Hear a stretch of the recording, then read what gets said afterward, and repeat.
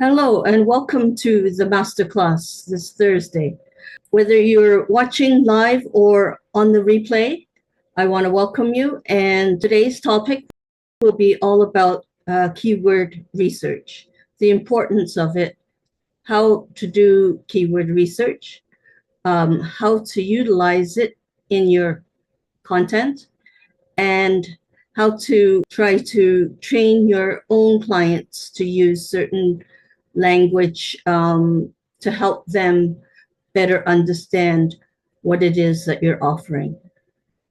So this is where to figure out who your target audience is and your avatar. So the first thing is you need to understand who your target audience is. And so if you are a therapist or providing human services to those in either the healthcare field or mental health, wellness, coaching services, or specializations like death, home funeral guides, things like that. The key thing is to really define your ideal client. So people who are seeking for anxiety, help to overcome anxiety, or couples therapy, or maybe it's a loved one who is facing imminent death and they are needing to reach out to speak with maybe a spiritual counselor. And so by understanding who your target audience is, the next thing to write down or to put together is identify the problem space so that you can match the solutions to what they're looking for. So, for example, again, how to manage stress, counseling near me. So, if you look at some of these keyword phrases, you'll notice that some are very general and some are very specific. And this actually helps you understand the intent of what they're searching for. So, for example, it could be that they're just searching for information, and they may be at the beginning stages of their search. So they probably would use only one keyword phrase, which is quite broad, or they may be very specific and say they're looking for what to do, for example, if their loved one is choking or something, like they feel like they're choking when they're drinking water. That's very specific questions. So various detailed questions where they already know what they're looking for. They're looking for an answer. Then there's transactional queries like the cost of something or the quality of something, what's involved in your services. And then you have that are geolocation questions, such as a massage therapist near me or a doctor of naturopath who does acupuncture near me. Or so those kind of questions or statements are what you need to be looking out for to truly understand what your audience needs. So by thinking about the struggles and problems that your clients face and what they're looking for. By understanding these needs will help you find the keywords that reflect their search behavior. So like I said, it's good to brainstorm keyword phrases. And I still use pen and paper. I write them down, but you could do it on Word or Notepad and just write down some of the keyword phrases that you think, broad terms that you would consider that your clients would be looking for. For example, maybe, and I'll take an example of a female therapist who specializes in menopause, the psychological aspects of menopause. So maybe talking about mood anxiety and mood disorders and things like that. So when you first start out, you can start with something very general, like menopausal treatment or emotional support for menopausal women. How's that? That's very generic, but at the same time, very specific in the target audience. You may then get a little bit more specific, and you may have someone asking for not only emotional support, but maybe something specific regarding anger or depression. Feeling depressed, is it part of the causal symptoms? Questions like that. Consider what your clients might type into Google when searching for help. And I always say to my clients, just put yourself in the shoes of your clients and see what kind of searches they would do. In fact, you can do that yourself. You can put phrases into your search engine on Google or Bing and then see what kind of websites come up. Now, most likely you'll see all the ads first, Google ads, but keep drilling down until you see non-sponsored ads, non-sponsored listings. And then you'll get a feel for whether you're in the right category of solutions that are coming up. So it might be that you need to tweak some of the keyword phrases to best suit what you offer. These basic terms are called seed keywords or root keywords, and they will help you generate more targeted phrases for later. So, for example, if you're a grief counselor, you might have grief support, and that could be the starting point of the keyword phrases that you might use. Now, I'm going to share my screen, and I'm going to take you over to a website that I use to find keyword phrases, and it's called Google Keyword Planner. So if I type in Google Keyword Planner to find it, here I'm doing what I would call a geo, but I already know the name, I'm just looking it up. So it's not Google Ads, it's Google Keyword Planner, but it's actually, that's not the one I want. This is the one I want for Google Ads. Find your campaign keywords. Or there's this one, that's for help. So that's not it. This is how to, and this is, again, more help things. So let's try this one. Now, the Google Planner provides data on how many people search for a term each month and how difficult it is to rank for that keyword. You can use this information to find both popular and less competitive keyword phrases that match what your clients are looking for. So let's go to visit the keyword planner. Let's take and as it opens, you want to consider also what I was saying about the analyzing search intent. So are they looking for information? Are they looking for how to get somewhere? Are they looking for the nearest Chinese restaurant? Are they looking for, so you have to think about all these different types of intentions so that when you're setting up your content, you are including where people are at in their search. So you don't want to miss out on a whole grouping because you didn't consider them and their needs. So here is the discover new keywords. And right now it's just telling me that I don't have any campaigns running right now, which is true. And so what I'm going to do, and then here is get search volume and forecast. So let's start with determining keywords. And let's try the one I just said. Maybe I'm trying to understand before I even want to go to a therapist. So I'll just say, what is, for example, anxiety therapy? And you can make sure your filters are English and Canada. I may have a website that could also look at some of the unrelated keywords.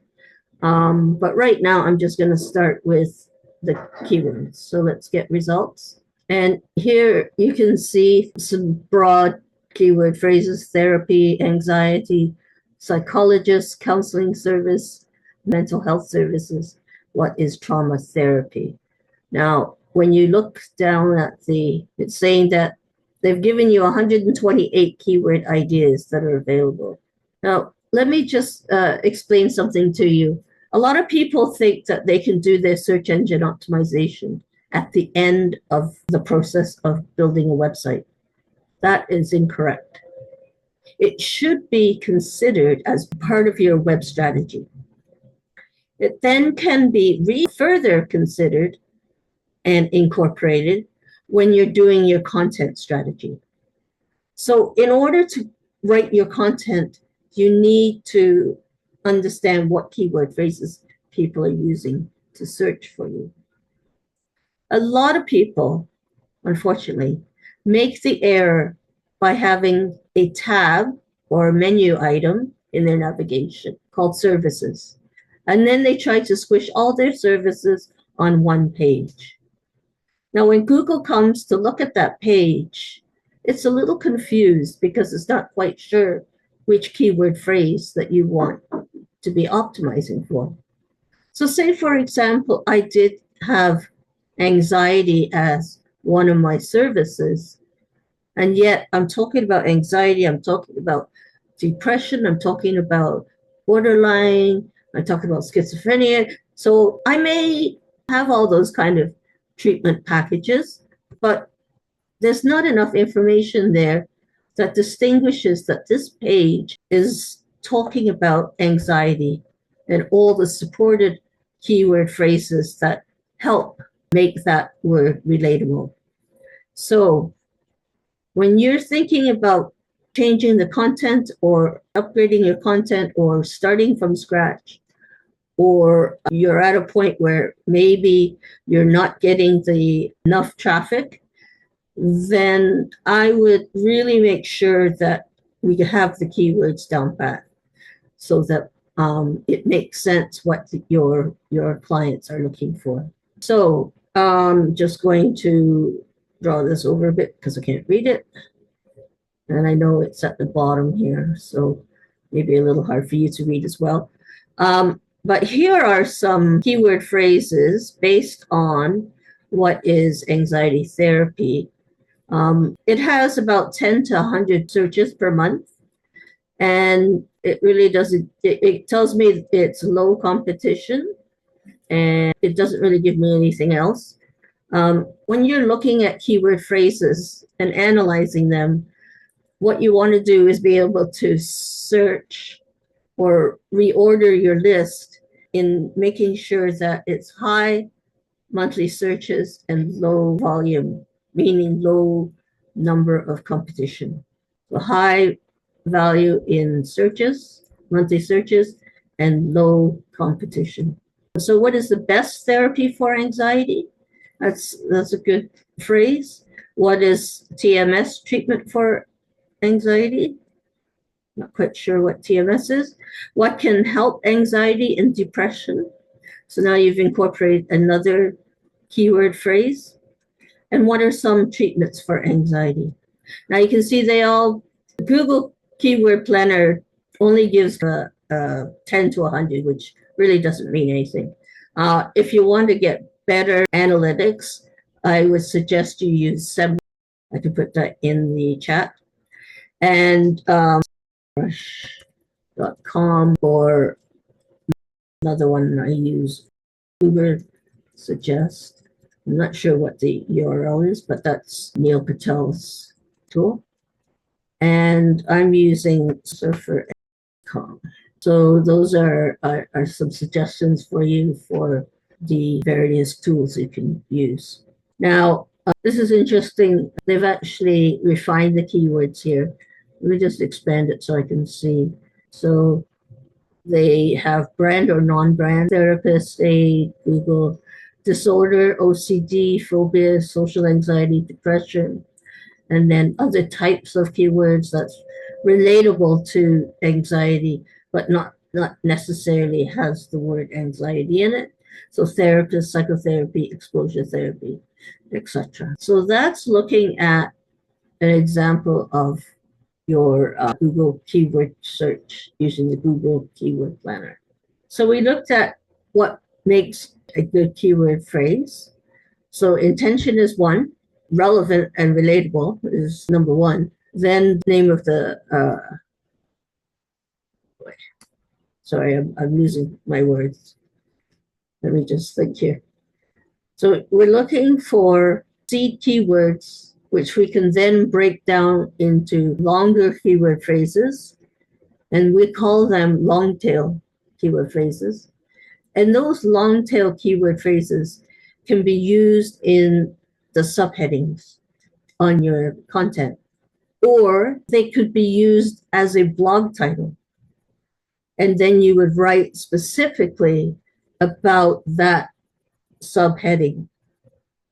So, for example, if I just had anxiety as my keyword phrase, my C keyword phrase, then I might have a section on that page that says, what treatment is there for anxiety?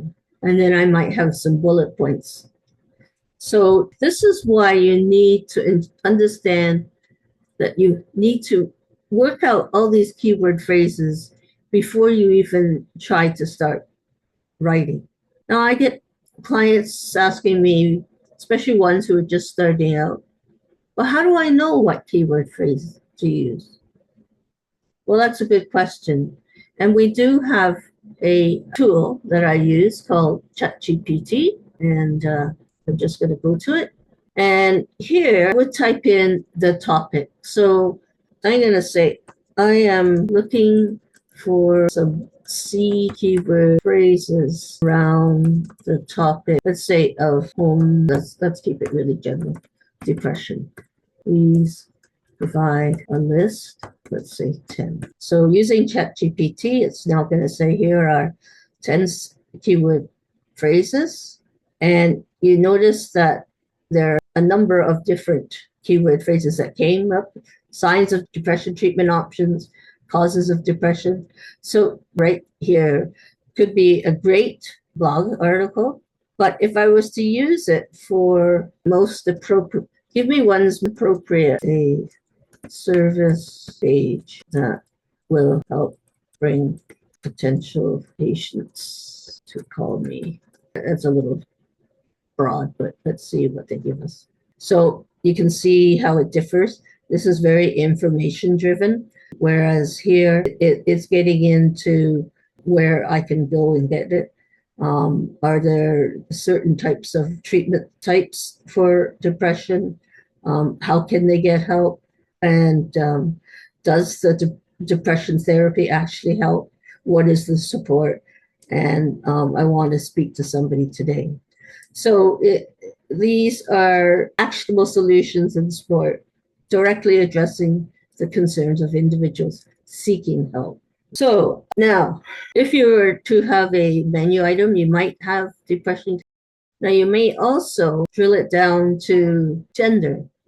So you could have, for example, I have a client who runs a counseling service specifically for new dads and what they go through, providing support for them as a brand new dad.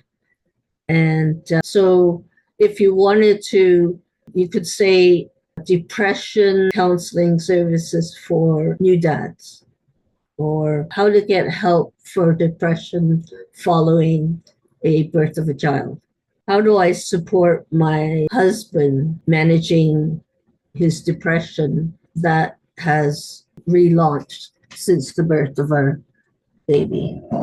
Sorry, but I think you know what I mean. So the next step is to check what your competitors are using. So I'm going to go back to good old Google, and we'll stick with the depression next time. So we're going to put in treatment ideas for men with depression. I won't go into that, I'll just do this one right now. So I want to search treatment ideas for men with depression. Let's see what kind of articles and I'll just explain something here for you as well while we're at it. You notice how this here, this is actually content that's been taken from this particular website, the Mayo Clinic. And this here, as you can see, is right up front. This is what we call zero indexing. So these snippets, it's ideal if you can have that. It takes a lot to get up there, and I'll go into that on another day. We could just spend a whole hour talking about that. So let me just keep going down. You also have the people also ask. And this here, what kind of treatment will be most effective for a depressed person? This here is an opportunity for a blog article or FAQ, frequently asked questions. And then the answer here, what are the 4 major causes of depression? What's the new treatment for depression? So again, these are coming off of people's websites. So again, if we can be very strategic in how we set up our website, you may have an opportunity to get these, what we call zero listings. And so now we're getting into, here we're getting into the actual search results. Based on here, they're picking up men with depression. So because in their description, their meta description, they use this phrase, and I'm sure they use it quite a bit in the page itself. We can go there actually. And this is a help guide. So depression in men, and the word depression shows up a lot. Men shows up. They've given it an alternative in case somebody says male depression in men. I'm surprised they didn't just say depression in men rather than men depression. I find that it's a bit awkward. Again, depression in men. Now, notice how there is here, this is what I call a subheading, signs and symptoms of depression in men. But here is the same keyword phrase, but it's in the body, it's in the content. Now, the headers and your title and your descriptions bear more weight than the body text. But it's important to put it in the body text because you need to make it be relative to the content. I do like the way they found different ways to express depression and men suffering from depression, different ways of expressing depression. So I think this is really good. Depression in men, cause of depression in men, suffer from depression, so trigger of depression. So you can see where a lot of those keyword phrases have been utilized in this article. This article is very good. It's part of the helpguide.org. It doesn't surprise me they have professional writers. But nevertheless, you can utilize this format and strategy to help you improve your content as you're going through creating or rebuilding your website.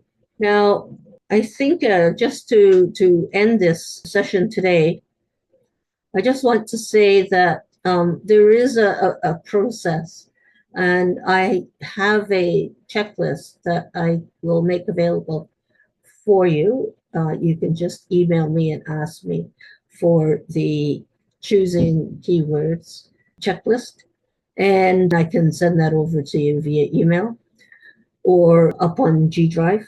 And I think next session, what we could do, if you're interested in, and let me know in the comments, that if you want to learn more about how to analyze keyword phrases. So we did a little bit of that today, like looking at the volume, looking at the tagging of whether it's low or high or medium competition. But we can have a look at that and see how we can improve even an existing page on our website based on the keyword phrases that we believe the client will use to look for you, to engage with you, to feel like they can trust you, build credibility, etc.